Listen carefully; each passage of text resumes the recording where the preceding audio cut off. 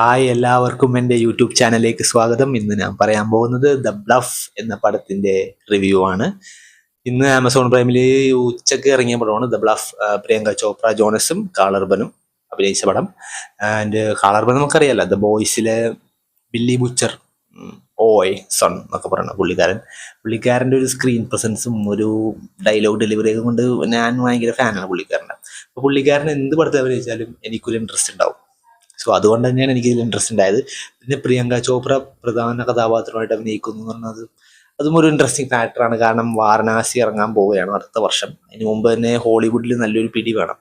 പ്രിയങ്ക ചോപ്രക്ക് ആ ഒരു പിടി സ്ട്രോങ് ആക്കാൻ ഈ പടം ഡെഫിനറ്റ്ലി ഹെൽപ്പ് ചെയ്യും.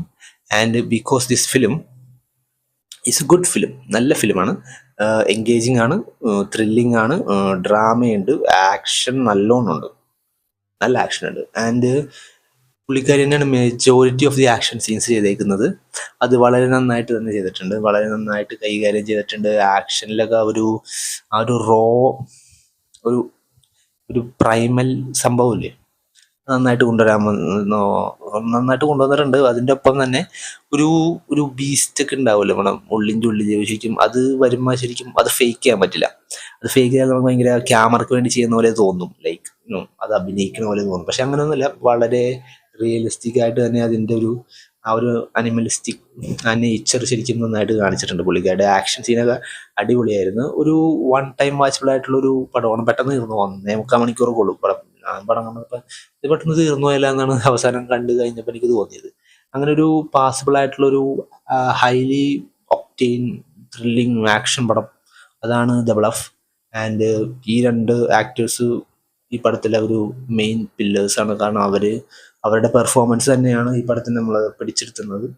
മറ്റേ നമ്മുടെ ബില്ലി ബുച്ചറാണെങ്കിൽ പുള്ളിക്കാരൻ്റെ ഒരു സ്റ്റൈലിഷും ആ പുള്ളിക്കാരന് വരുമ്പോഴും അതിൻ്റെ ഇൻട്രൊഡക്ഷനും പിന്നെ അതൊക്കെ എല്ലാം സൂപ്പറായിട്ട് തന്നെ ചെയ്തിട്ടുണ്ട്. പിന്നെ എൻ്റെ അടുത്ത് പറയാനുള്ള എൻ്റെ ആക്ഷൻ കൊള്ളാം, എൻ്റെ മ്യൂസിക് ഉണ്ട് എന്നൊക്കെ പറയാം. ആക്ഷൻ അടിപൊളിയാണ്. ആക്ഷൻ ഇപ്പോൾ തുടക്കത്തിൽ തന്നെ ഒരു വാളൊക്കെ ഇങ്ങനെ കയറ്റിയിട്ടിങ്ങനെ പൊളിക്കണൊക്കെ സീനുണ്ട്. പക്ഷേ അതിനെല്ലാത്തിനപ്പുറം എനിക്കൊരു സർപ്രൈസിങ് ആയിട്ട് തോന്നിയൊരു കാര്യം, ഞാൻ ശരിക്കും സ്ക്രീൻ കണ്ടപ്പോൾ എനിക്ക് ഞെട്ടിപ്പോയി.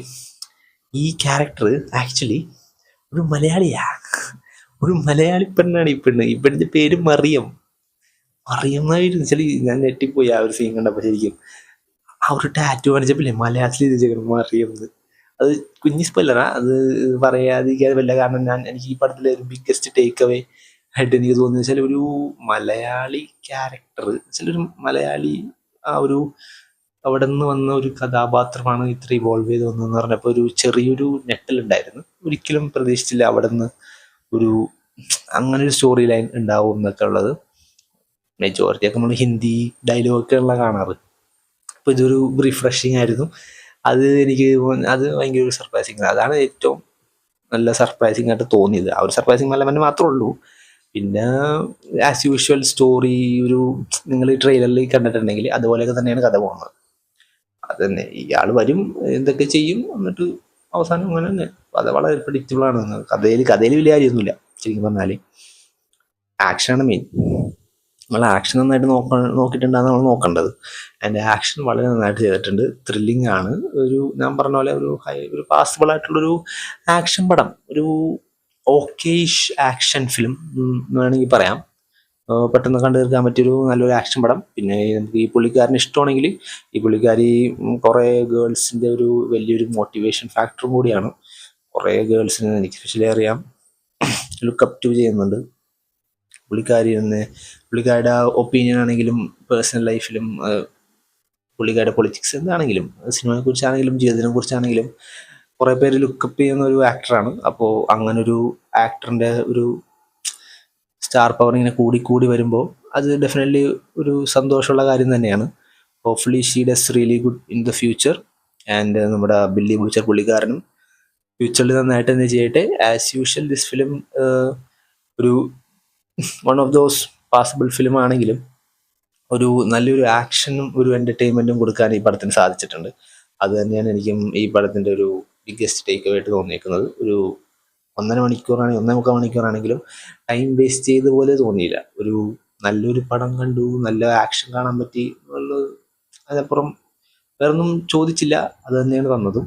So that's my review. And നിങ്ങൾക്ക് എന്താ തോന്നിയത് നിങ്ങൾ കമൻറ്റ് ബോക്സിൽ പറയുക. And thank you for watching.